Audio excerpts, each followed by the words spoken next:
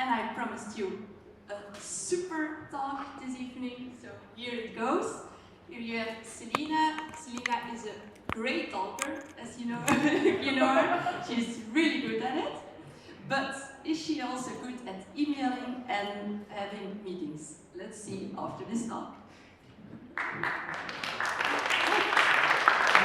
Thank you, Lisa, for creating unrealistic expectations. Just kidding. So today I'm here because, well, I talked with Lisa about this subject before I actually started writing about it. When the tribe first came to me, they were like, we want to do something about communication, but communication is a very broad subject. So Lisa and I talked, and she came up with this idea actually. She was like, I don't know when to write an email, or when to call somebody, or when to call a meeting. So I was like, I can do something with this. And then one of my other colleagues in the Tech Talent Scout team gave me a great idea at one of our meetings. Trang, I don't know if some of you know her, but some of you were recruited by her. She said, well, this meeting could have been an email. And I was like, I have my timeline.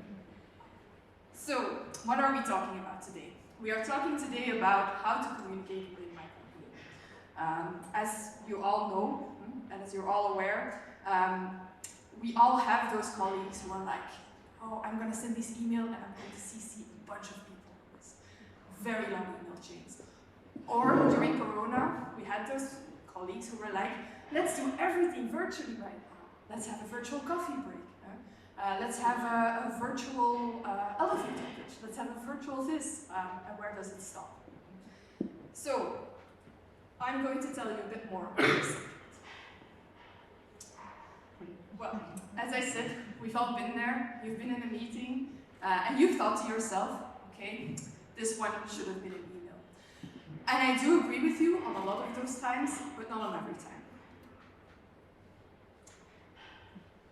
First off, I would like to have a bit of interaction with you guys, because me talking up here is not everything. And as we're all smart people here, because we were hired by Exellys, of course, I want you to do a little bit of a calculation. There is a calculation that can be made on how much time that you're wasting in a meeting. This calculation is actually length of the meeting in hours, number of the attendees, times the number of the attendees, and then you have your total meeting time in hours again. I'll give you a few pointers. So, there are 56 people in this talk today, and we have 20 minutes of time. Can anybody calculate this for me? I don't see anybody taking their phones. 19 hours. Come on guys, this is supposed to be interactive. I do know the number, but I'm going to let you guys guess. 18 hours and 40 minutes. How many? 18 hours, 40 minutes.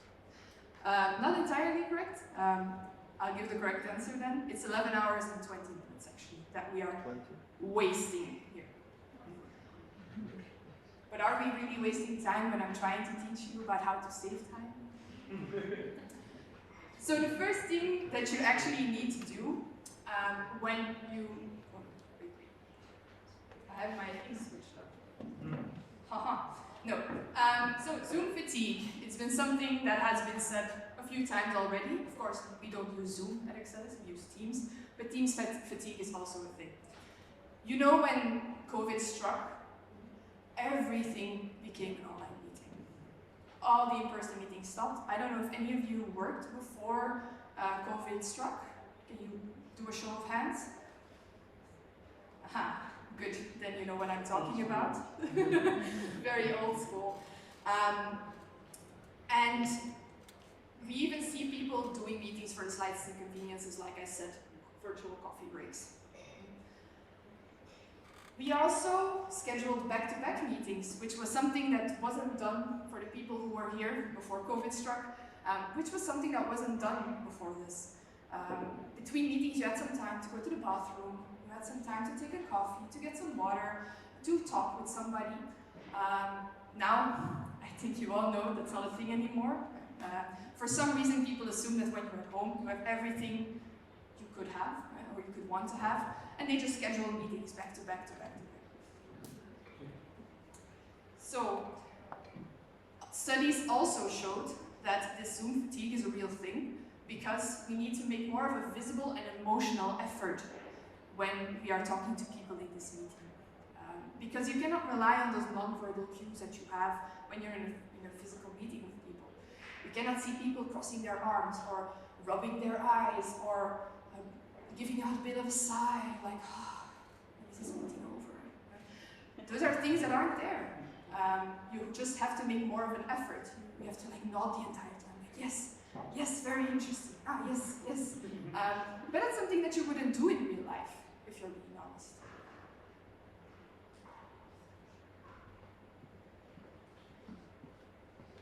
So meetings versus email. All the time, and this is a very obvious thing. Do we need to have this meeting? Is it a high priority to have this meeting? If it's not, don't call the meeting. But of course, I'm also going to give you a bit of a framework to work with here. It's called EPIC, for obvious reasons. The first one is emotional. The E for emotional stands for everything that is considered loaded. So when you have a loaded message, when it is nuanced, when you have to put your tone of voice in there. You cannot type a tone of voice. Emojis get interpreted wrong the entire time. Sometimes you add an exclamation point because you want to be friendly, but the other person sees it as aggressive for some reason. If it's emotionally loaded, if it's a topic that needs to be discussed, call a meeting. I'm really struggling here with too many things in my head. Then the next one is purpose. Purpose really stands for what do you want the outcome of this meeting to be. If the outcome of the meeting is, I want them to know that I've done this, or I want to show them what I've done here, don't call a meeting. Meetings are really reserved to solve problems, to discuss things, not to just show people this is what I've done. If you want to show people what you've done, send an email. Interpersonal relationships, also a very important one. You need to be able to assess when you're going to call somebody, when you're going to have a meeting, when an email is appropriate, and this can be easier done when you know somebody on a more deeper level than just communication every 5 months. And the last one is complexity. Like I said, if it's nuanced, if it's detailed, if a lot of things can go wrong because somebody didn't read that one line in your 5-page email, call a meeting and explain it to them. It's also very important to have an agenda and a report for every meeting. I know, it's a lot of administration things, but there's somebody in your team who's going to love this.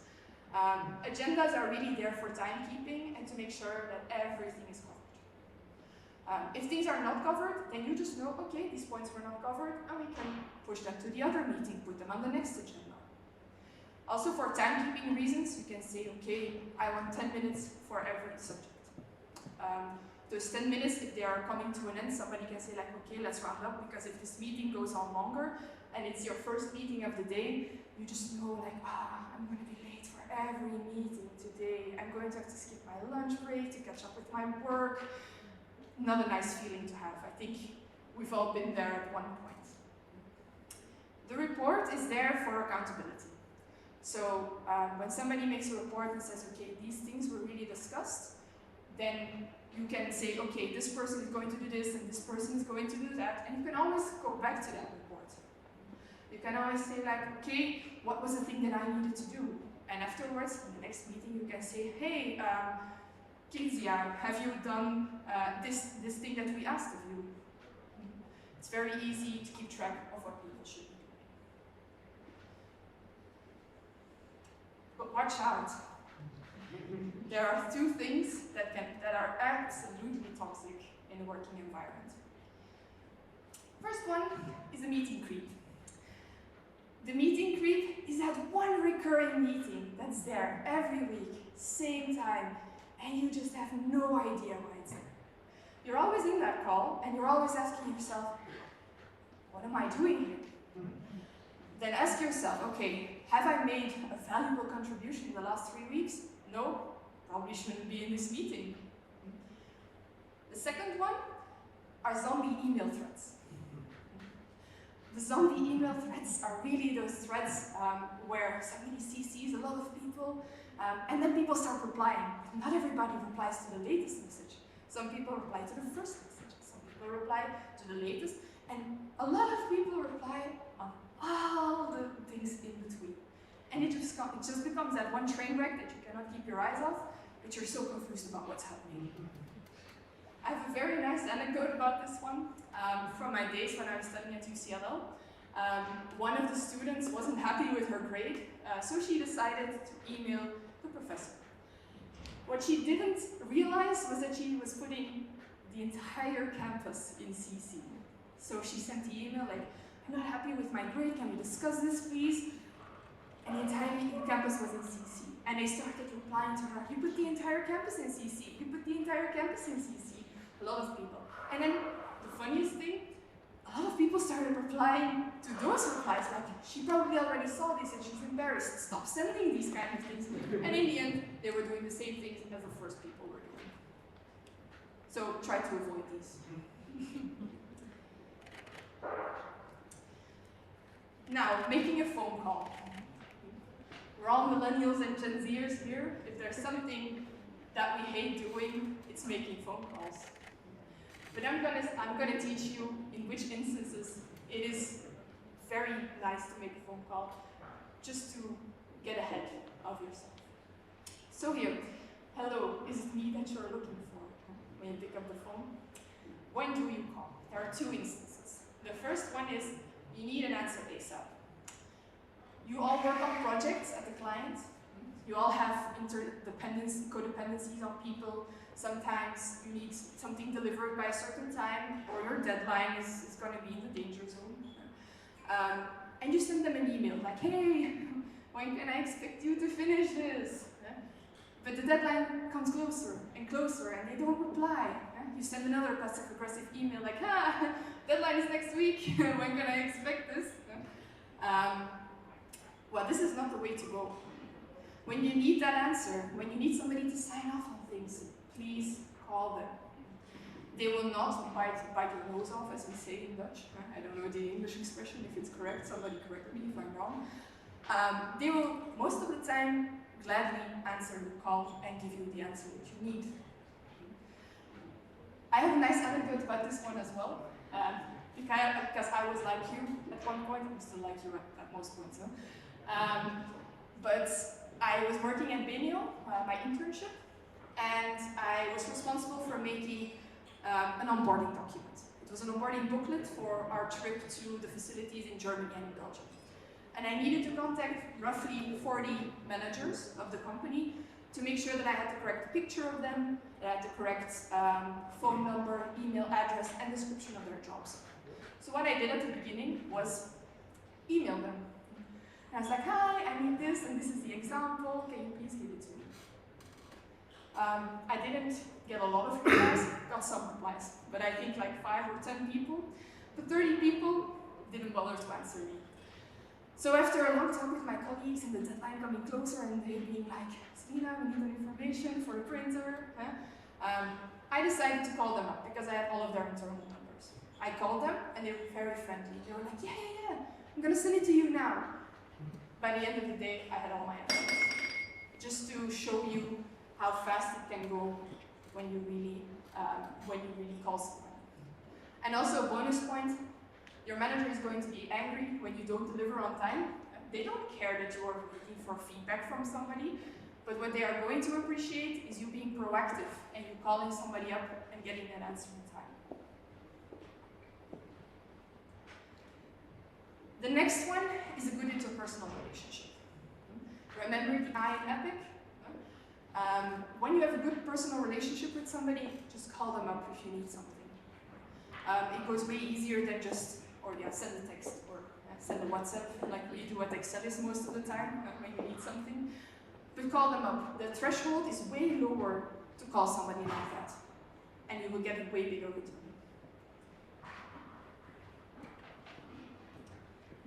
Now, a little conclusion. When do you send an email? When it's not nuanced messages, when it's straightforward, and when there's no need for a discussion, just informing people. When do you call a meeting?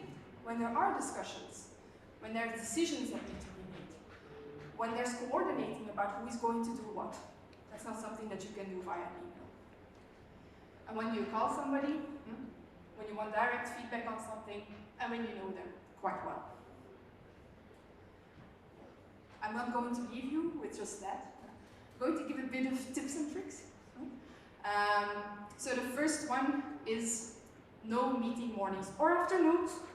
Whenever your energy level is highest, you should call a no meeting moment. Block in an hour or two and be like, okay, this is when I want to do my work. Communicate it to your colleagues, be like, okay, look guys, that's the time that I don't want meetings because I also have deadlines to get to. Do your meetings in low energy moments. Then, decline invites when you're overworked. I know this is a hard one, but there's always meetings that you can skip. I know everything seems important, but you need to learn how to prioritize. If you want to learn that, hit up your coaches. They can hook you up with a good training on this. But you need to learn how to prioritize. And those low priority meetings, decline them and say like, look, I have too much work, I have this deadline coming up, and I need to really get it right. Leave meetings if you're not adding any value.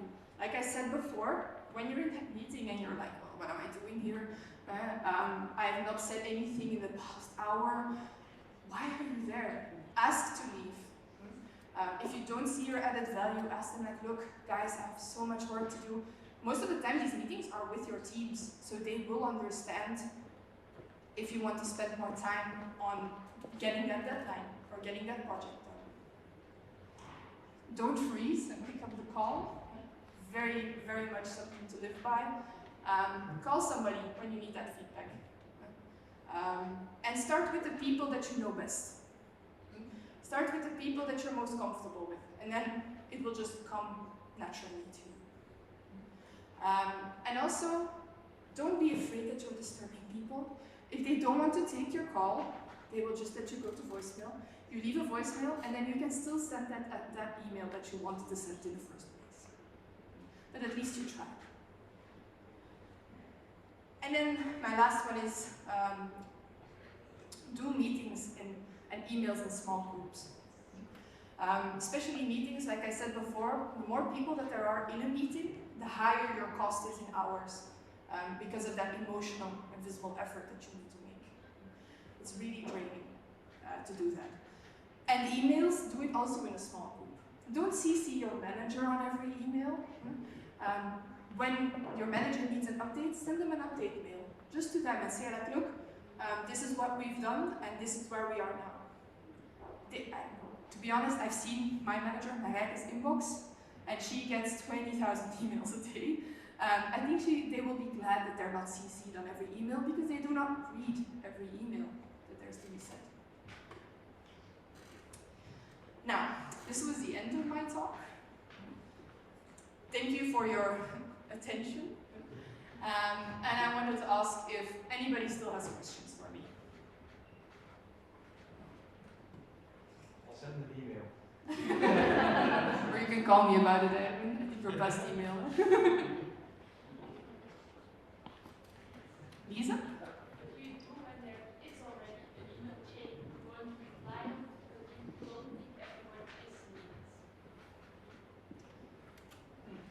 Good question. When there is an email chain and you think that it's important to discuss, because of course if you want to reply to it, it means that you want to discuss something that was said in that email, then call a meeting with the people that you think need to be involved in it and discuss it. Because when you want to reply, it's because you want to discuss something. Any other questions? Sebastian?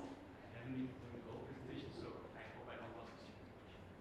But nowadays, a lot of people are talking about synchronous meetings versus asynchronous meetings. What's your opinion? Can you elaborate? What is it? Yes? So synchronous meetings like the classical meetings that we know. In asynchronous meetings, we will now start to use tools as Confluence and Teams and stuff like that to actually create meetings over a period of time without everybody having their tab at the same time.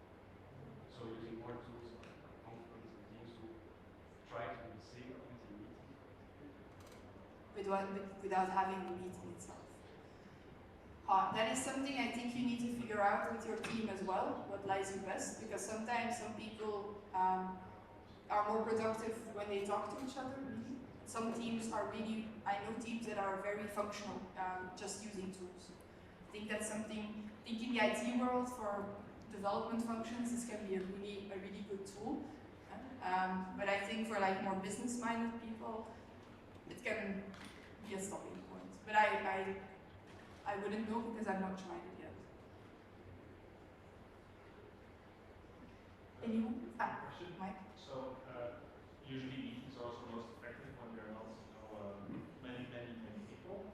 Now, in Dutch, you have this term called a vergadertijger. It's somebody that loves meetings and wants to be in all of the meetings. So, how do you handle the meeting that you maybe organize, where you see people are forwarding to people are there, and you should be there? How do you handle that as a host? I think the first thing that you need to do is talk to the people that were originally going to be in that meeting and say like, look, you need to make them aware of what happens when you invite more people. When you invite more people will want to speak, and maybe not everybody has the right background to do this. So make them aware of what is happening, and to not send it. And I think for that first meeting, what I would do is I would just leave it be as it is. But for the next one, you can make that clear to your team, like, look, guys, if you keep on inviting people, we're not going to come to the point, and we're not going to make that decision. Only people that need to be, because I think it counts at Exellys as well as a protective. Time is money, and the more time that you spend in meetings, the less money that you're making. I think it's in the book of Eugenines, the 50 beste ondernemers. I think Peter told me that it was in there. I can read, by the way. Any more? Then I want to thank you for your attention, and if you have any more questions, I'm going to be here the entire evening and you can still talk to me, okay?